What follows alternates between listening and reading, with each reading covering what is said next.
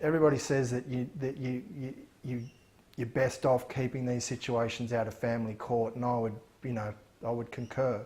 Unfortunately for me, I wasn't able to keep it out of family court, but it was still amicable, pretty much an amicable decision, because the family court kind of acted as an objective observer, and we both realised that we were that our behaviour was being monitored by a third party, and a third party that could enforce its decisions by law.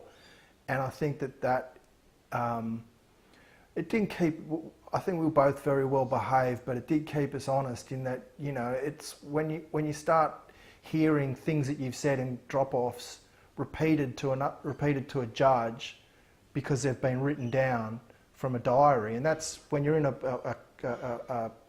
that sort of situation in family court. The first thing your lawyer tells you to do is to make a diary notes, dialogue exchange. If there's any aggressive or offensive behaviour or intimidatory behaviour, to write it down. And when you start hearing, you can say, "Oh, don't be such a fucking, pain in the ass." And it might sound completely reasonable coming out of your mouth, but then it's like, well, Your Honour, my client was dropping off the child, and the father said, "Don't be such a fucking pain in the ass" in front of the child. It sounds really bad, it sounds far worse than you can imagine. And ratchet that language up a bit, or ratchet any sort of behaviour up a bit, and it can come off making you sound like a monster. Not that that was the situation that I went through, but I think you need to be very aware of how easy it is to be seen as aggressive. And I've written a lot about this stuff.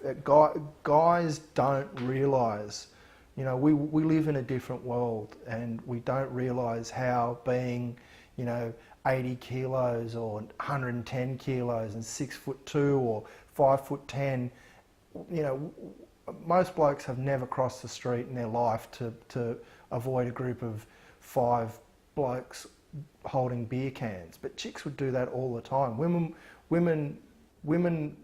live in a different world when it comes to male aggression. So I think guys need to realise that situations, even putting a hand over a woman when she's against a wall, or standing over a woman and talking in a loud voice, these are things that most blokes wouldn't even recognise as aggressive behaviour, and they can come back to haunt you in a custody situation.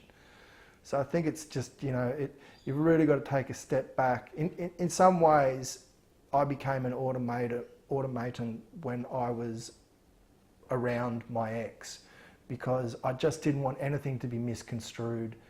I just would say, "Yep, okay, rightio, yep."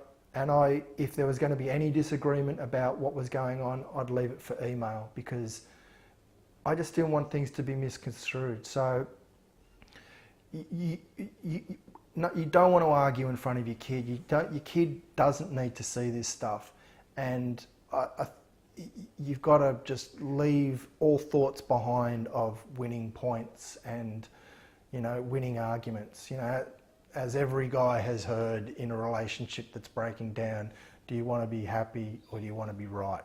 Well, it's triple as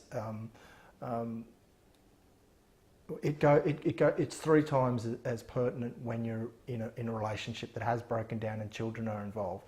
Do you want to be happy or do you want to be right? And I found that I just wanted to be happy. I didn't care whether she'd scored this point or felt that she'd got a little win over me because, over X, Y, and Z. I just wanted to spend time with my kid, be happy with them, and enjoy myself. So